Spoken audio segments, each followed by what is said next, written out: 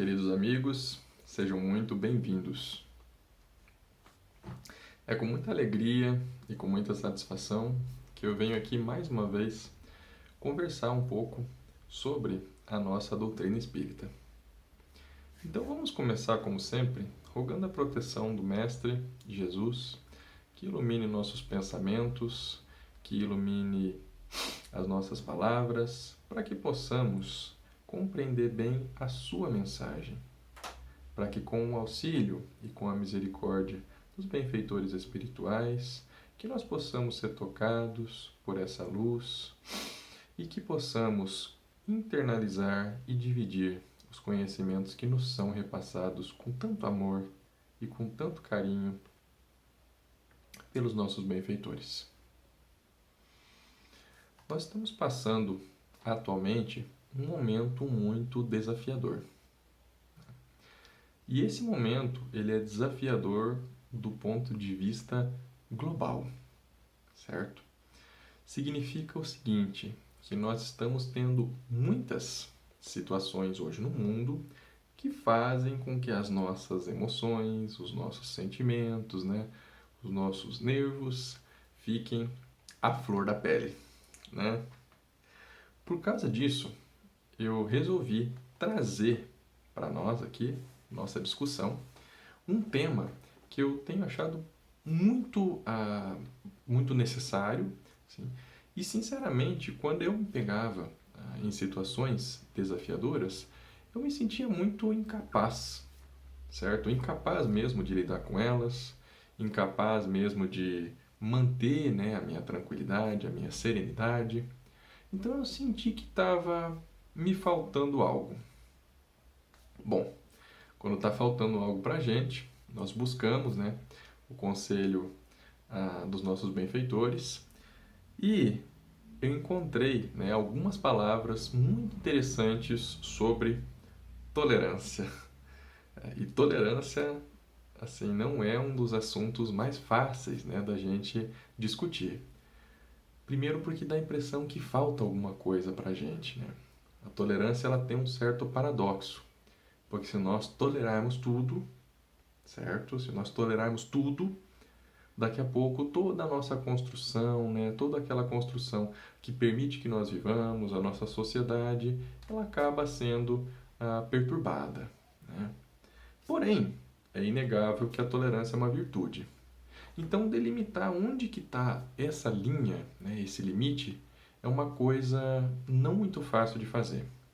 E que dessa vez eu peço ajuda a alguns benfeitores, a palavra amiga de Emmanuel, de André Luiz, para que nós possamos compreender um pouco melhor as delicadezas desse tema. Então, vamos começar. A gente sempre começa por um tema definindo sobre o que é que nós estamos falando, E nesse caso aqui nós estamos falando sobre tolerância, tá? Vamos falar então primeiramente o que é o contrário, o que é intolerância, Quando que nós somos intolerantes, ok? Bom, segundo o benfeitor Emmanuel, intolerância, certo, é um dos nossos defeitos. Ou seja, é uma das coisas que nos traz sofrimento, E qual é esse defeito, ou essa aflição, podemos dizer assim também, que se chama intolerância? Bom, de acordo com o dicionário, intolerância é nós não aceitarmos o outro, certo, as outras pessoas, como elas são. Ou seja, não aceitar o outro como ele é. Muito bem. Emmanuel ele nos diz, sempre, que todas as nossas imperfeições, certo, elas começam com uma certa inquietude, ou uma inquietude na maneira como nós vivemos. E se nós não cuidarmos dessa inquietude, ela pode crescer. Então é importante que nós vamos reconhecer essa inquietude em nós, certo? E o que é a inquietude da intolerância? É uma inquietude que surge, certo? Quando os outros, ou seja, as outras pessoas que nós convivemos, não veem o mundo da mesma maneira que nós. às vezes não compartilham dos mesmos valores, não gostam das mesmas coisas, não têm as mesmas atitudes, certo? Então é uma inquietude que surge da convivência com o que é diferente. Bom, ah, Narciso, né, ele acha feio tudo aquilo que não é espelho, já dizia aquela música. Porém, a gente precisa fazer um ponto aqui que merece a nossa atenção. O ponto é que a gente não vai se enganar, certo? Não é nada fácil. Não é fácil nós convivermos com o que é diferente de nós. Quer um exemplo? Ó, se vocês já tiveram a oportunidade de conviver com algum estrangeiro, né, pessoa de outro local, vocês sabem que a troca de experiências, o crescimento é maravilhoso, né? Só que também, e isso vale do outro lado, é um pouco cansativo. Por quê? Porque nós estamos sempre nos policiando para que nós não vamos cometer algum ato, falar alguma coisa que vá ofender a pessoa, que vai ferir, né, a sua maneira de sentir, de pensar. E eles estão fazendo o mesmo conosco, né? Porque nós crescemos em culturas diferentes, certo? Porque nós crescemos com exemplos diferentes. Então aqui nós estamos muito acostumados com o que as pessoas vão achar normal e não vão, né? Mas quando nós nos deparamos com pessoas de fora, nem sempre isso é tão claro assim. Então é um crescimento muito rico, muito bom, né, que nós temos, porém ele exige de nós atenção e exige do outro lado atenção também. Tanta atenção que ao final do dia, às vezes nós queremos retornar, né, para a nossa solitude e descansar um pouco, ou seja, sermos nós mesmos, né, ali na nossa família, né, com um grupo de amigos às vezes um pouco mais próximos, porque conviver com o diferente é cansativo. Só que, se nós prestarmos atenção, a diversidade, ela existe em tudo na obra de Deus, certo? Por exemplo, se você me disser que você gosta de um cachorro, eu posso perguntar para você, que tipo de cachorro? Quantos tipos de cachorro existem, né? Tem o cachorro grande, tem o cachorro pequeno, tem o cachorro que tem pelo mais comprido, tem o cachorro que tem pelo mais curto, tem o dachshund, tem o cachorro pastor, tem o bulldog, tem o cachorro caramelo, né, tão famoso aqui. Então tem 500 tipos de cachorro diferentes, certo? E por que seria diferente também com as pessoas, né? Quantos tipos de pessoas não existem? Existem 500 tipos de pessoas diferentes, 500 milhões de tipos de pessoas diferentes. E assim por diante. Pessoas que pensam de uma maneira diferente, pessoas que gostam de coisas diferentes, pessoas que cultuam diferentes valores. E ao longo do tempo, nós vamos nos deparar com eles, nós vamos conviver com eles, né? Então nós precisamos estar atentos para isso. Bom, então, a primeira coisa que a gente viu é que nós encontramos diversidade em tudo e que nem sempre é fácil da gente conviver com o que é diferente de nós, mas que é necessário, já que nós estamos aqui num mundo em que isso vai acontecer, né? E como ninguém pode nos ferir a não ser nós mesmos, vamos então pegar algumas dicas, né, que esses benfeitores nos trazem para que nós possamos cuidar melhor dessa inquietude, né, ou desse sentimento de inquietude que nasce quando nós convivemos com o que é diferente, né, porque esse é o princípio da intolerância. O que acontece, né, se nós não cuidarmos de qualquer imperfeição que nós temos? Ou seja, se nós não cuidarmos dessa inquietude que nós sentimos, né?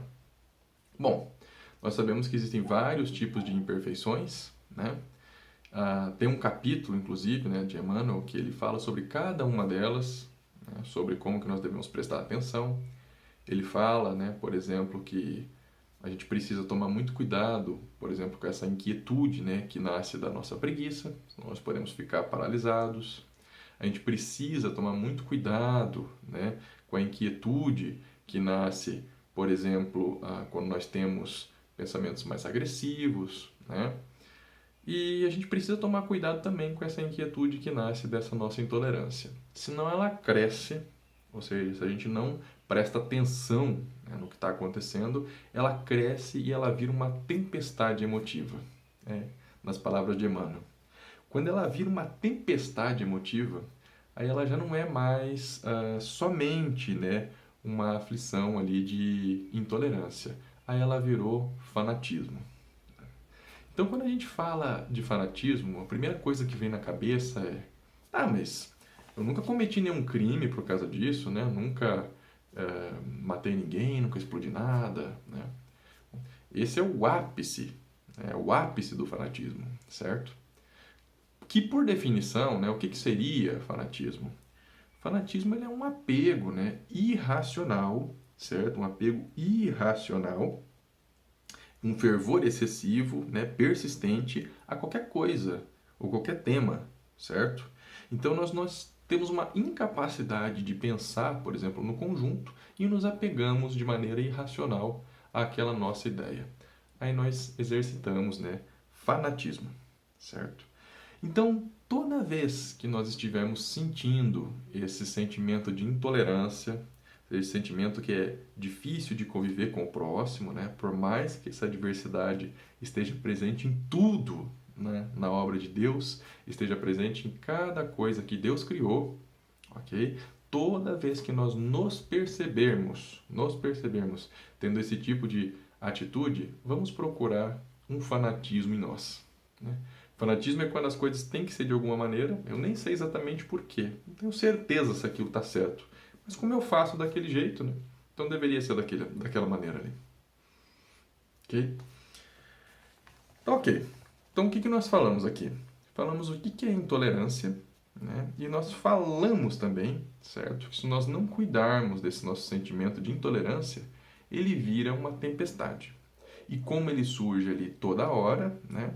Ou seja, como nós toda hora vamos ter que conviver com o diferente, isso faz parte do nosso mundo, não tem como escapar, nós precisamos nos exercitar para que nós não vamos cair nessas armadilhas. Ok, então o que acontece, né, quando nós nos entregamos ao fanatismo? Ou seja, quando nós não cuidamos dessa tolerância, né, e nos permitimos sentir essa inquietude intolerante, ele acaba virando fanático. E aqui eu estou emprestando também algumas palavras, né, de um palestrante muito querido, que chama Haroldo Dias. Eu acho que ele trouxe esse tema de uma maneira muito boa, né? Ele comentou uma coisa, que o fanatismo, uma das coisas que ele faz é que ele cria círculos, né? É como se eu desenhasse um círculo e dentro desse círculo eu coloco só as pessoas que parecem comigo, só as pessoas que gostam das mesmas coisas que eu, só as pessoas que cultuam os mesmos valores que eu, só as pessoas que pensam da mesma forma que eu, né? Para que eu possa conviver ali dentro daquele círculo, certo? E o que é o problema disso, né? O que é o problema desses círculos? O problema é que eu começo a achar que só quem está dentro desse meu círculo, só quem está ali dentro, é uma pessoa que merece o meu respeito. E um problema maior ainda, uma consequência desse, né, é que o outro lado pensa da mesma maneira, né? Aí a gente começa a se fechar no nosso círculo, aí eles começam a se fechar no círculo deles, né? Aí, de fanatismo, a gente já começa a interpretar que tudo que acontece de um lado ou do outro deve ser pessoal, né? Estão querendo nos provocar. Afinal de contas, eles sabem que a gente não gosta daquilo e ficam fazendo, né? Então daí essa inquietude, né, esse fanatismo comigo, ela permanece, certo? E eu começo a ficar um pouco mais agressivo, né? Porque afinal estou sendo injustiçado. Percebeu? A gente não tomou cuidado, né, com aquela inquietude, ela cresceu, virou um fanatismo e agora eu já estou exercitando ele, né? Estou sendo mais agressivo com o pessoal dos outros círculos. E aí, de repente, certo? Eu não cuido mais disso, o outro lado também está sendo agressivo, né? Porque a gente entende que não podemos baixar o fogo, né? Senão o outro lado vai tomar conta de tudo. Daqui a pouco a gente começa a ficar violento, né? Daí de agressividade foi para violência e de violência, infelizmente, a gente acaba caindo muito fundo, né? Às vezes acaba cometendo algum ato lamentável, né? E por quê? Porque a gente não vigiou aquela inquietude primeira, né, que nascia da convivência com os outros. Então a gente começa a ver, por exemplo, né, algumas notícias lamentáveis. Por exemplo, a gente abre o noticiário e vê ali uma notícia sobre assassinato, né? Então, puxa vida, mas uma notícia sobre assassinato, né? Mas isso é uma coisa ah, muito triste, né? Deve ter um motivo realmente muito extremo para que isso aconteça, né? A gente vai ver, né, a razão daquele assassinato e a gente observa ali. O assassinato foi por uma discussão sobre uma preferência, né? Pode ser uma preferência, às vezes, esportiva, um time, pode ser uma preferência, às vezes, política, às vezes pode ser uma discussão ali entre vizinhos, né? A gente pensa, puxa, mas um assassinato por um caso desses, né? E se fosse um caso somente isolado, a gente poderia dizer, olha, o problema aconteceu ali, mas dá para cuidar, né? Não, né? A gente vê várias notícias como essa, certo? E, inclusive, esse tipo de comportamento, ele intrigou por muito tempo André Luiz, né? Na sua série fantástica de livros. André Luiz, quando ele acompanhava os mentores e ele se deparava com um acontecimento assim muito estarrecedor, né? Muito triste, ele sempre perguntava. Ele perguntava assim, mas por quê, né? Olha só o que está acontecendo aqui, o que essa pessoa fez. Como que ele foi capaz de fazer isso? Não é? Ao que os mentores sempre respondiam: falta de educação religiosa. O que parece um paradoxo, porque dá a impressão que a educação religiosa está em todo lugar, né? Eles comentavam: educação religiosa verdadeira, interna, para que nós possamos nos conhecer melhor, vigiar, né, as nossas tendências, os nossos pensamentos e cuidar para que essas nossas aflições não cresçam, para que a gente saiba viver, né? Saiba reconhecer o que nós estamos sentindo, como que nós estamos vivendo, e para que a gente saiba, né, se controlar e agir melhor, né, com o que vai acontecendo em nossa vida. Então, né, nós já crescemos um pouco mais aqui na nossa explanação, né? E nós entendemos o seguinte, que se nós não cuidarmos dessa inquietude, ela cresce, vira fanatismo, e o fanatismo em si ele tem consequências muito terríveis, né? Consequências muito problemáticas, tanto para nós como para a nossa sociedade. E o que é mais, então, que a gente precisa tomar cuidado, né? Bom, o ponto é, nós estamos aqui num mundo, né, que a gente está cansado de falar, um mundo de provas, certo? E expiações, né? Então, com raras exceções, certo? Com raras exceções, por que é que nós encarnamos, né? Por que é que nós viemos aqui para viver num mundo desses? Bom, um mundo de provas e expiações, você encarna para ser testado, né? Então, digamos que você é um espírito, certo? Você é um espírito muito... é um espírito que consegue compreender bastante as coisas. Provavelmente você vai ter desafios relacionados à compreensão. Digamos que você é um espírito que adquiriu muita paciência, certo? Muita paciência. Adivinha quem é que vem ao seu lado, né? Quem vem ao nosso lado são só aquelas pessoas que têm o dom de tirar a nossa paciência. Aquela pessoa que irrita muito, né? Por isso, quando nós estamos aqui nesse mundo, nós precisamos nos preparar. Para quê? Para nos vigiarmos, né? Cuidar para que essa inquietude não vá crescendo, que nós não percamos esse controle, né? E que ele acabe se tornando um fanatismo e que o fanatismo não nos derrube, né? Em alguns despenhadeiros dos quais é mais difícil a gente retornar, né? Exige muito mais esforço. Tudo bem, aqui a gente poderia falar assim, ok, então eu acho que é bem claro para nós, né? Que nós vamos conviver com diversidade no nosso mundo, que isso nem sempre é fácil, né? Exige bastante energia de nós, tem uma recompensa maravilhosa, o nosso crescimento por convivência com o diferente é muito grande, né? Mas exige, certo? Exige energia para que nós vamos nos entendendo, né? Vamos adequando o nosso comportamento para que a gente consiga se ajustar melhor às situações, né? E que todos possam conviver bem, em harmonia, né? A gente sabe também que essa importância ou essa vigilância, ela deve existir, né? Porque senão a gente cresce e acaba perdendo o controle da situação. Mas, e quando, aqui essa parte é importante, né? E quando nós encontramos o crime, a maldade, a perversidade e a crueldade? Entenderam quando eu falei que a linha era bem difícil de a gente delimitar, né? Que a tolerância é uma virtude muito importante. Mas se nós tolerarmos tudo, como é que nós não vamos se tornar, né, patrocinadores da desordem? Como que a gente é tolerante sem ser conivente com o que é ruim? Claro que não sou eu que vou responder essa pergunta. É uma pergunta bastante profunda. Então eu vou emprestar aqui algumas palavras de Emmanuel, que está no livro Opinião Espírita, né, capítulo 32. Emmanuel e André Luiz editaram esse livro para Chico Xavier. E o capítulo se chama Tolerância e Coerência, né? Ele tenta traçar essa linha para nós sobre como que nós podemos agir melhor quando nós encontramos esses desafios. E ele começa assim: compreender e desculpar sempre. Ou seja, nós precisamos compreender e desculpar as pessoas sempre, porque todos nós necessitamos de compreensão e desculpa. Porque eu também vou precisar disso. Não necessariamente é fácil de conviver comigo também.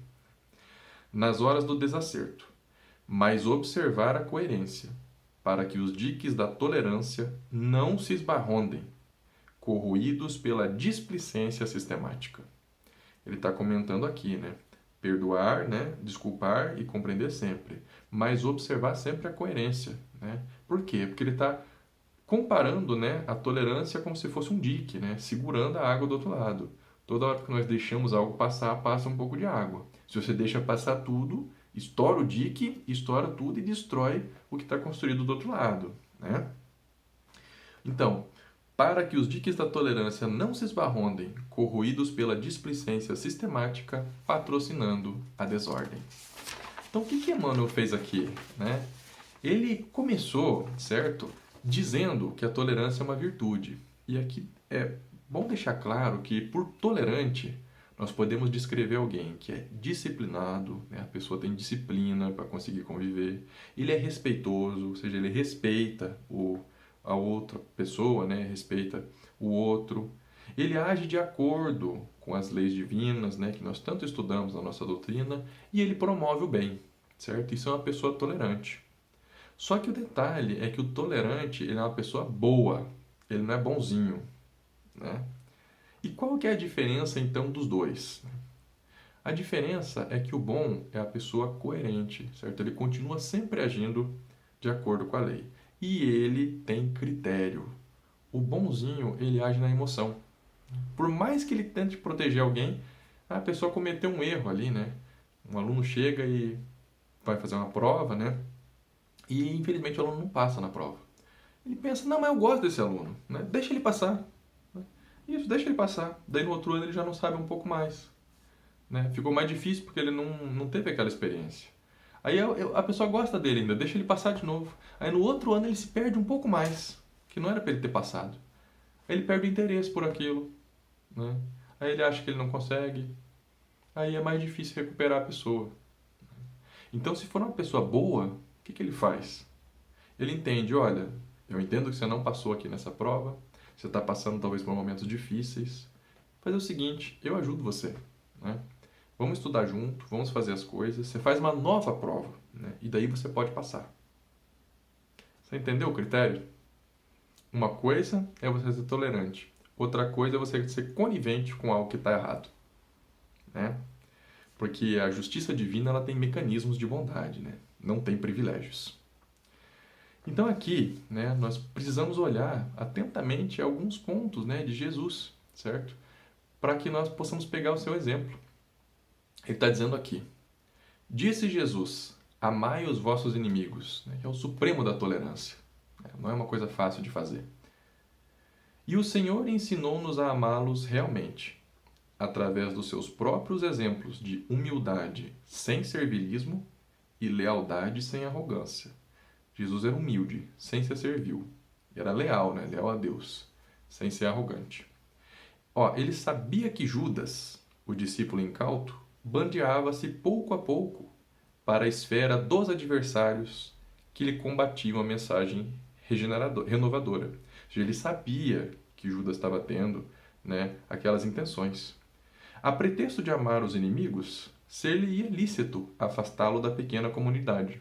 Jesus poderia ter afastado Judas ali, né, para proteger os outros discípulos, a fim de preservá-la, mas preferiu estender-lhe mãos fraternas até a última crise de deserção, ensinando-nos o dever de auxiliar aos companheiros de tarefa, na prática do bem, enquanto isso se torne possível. Ou seja, Jesus poderia ter afastado Judas, mas ele preferiu manter a mão estendida até o último momento. Nunca porque ele foi displicente, porque ele ensinou que a gente deve oferecer, né, à pessoa a chance, né, da recuperação enquanto isso se for possível. Porque a gente ajuda as pessoas até um ponto, né? A partir daí, quem ajuda é Deus, não é? Ele não ignorava que os supervisores do Sinédrio lhe tramavam a perda. Jesus sabia o que estava acontecendo no Sinédrio. A pretexto de amar os inimigos, poderia solicitar-lhe encontros cordiais para a discussão de política doméstica, através de recuos e concessões, de maneira a poupar complicações aos próprios amigos. Mas preferiu suportar-lhes a perseguição gratuita, ensinando-nos que não se deve contender em matéria de orientação espiritual com pessoas cultas e conscientes, plenamente informadas quanto a obrigações e responsabilidades do conhecimento superior lhe preceitua. Ou seja, o que ele está dizendo aqui? A gente acha, às vezes, a gente tem uma ingenuidade, né, analisando a vida do Cristo. A gente acha que ele não conhecia como eram feitos os arranjos políticos da época. Claro que ele sabia. Ele poderia ter ido ao Sinédrio, poderia ter feito concessões, né? Falado para eles, olha, não, calma, eu sei que vocês estão preocupados com isso, deixa aqui, deixa a gente continuar. Eu não faço isso, vocês ficam tranquilos, eu trabalho só ali, né? Poderia. Por que ele não fez isso? Porque ele nos ensinou uma coisa, que se os sacerdotes do Sinédrio eram plenamente conscientes do que eles estavam fazendo, né, não lhes faltava conhecimento, certo? Ele não iria realizar nenhuma concessão para eles, né? Ou seja, eles estavam cansados de entender a situação. Eles só não queriam ajudar, porque queriam manter a situação como estava.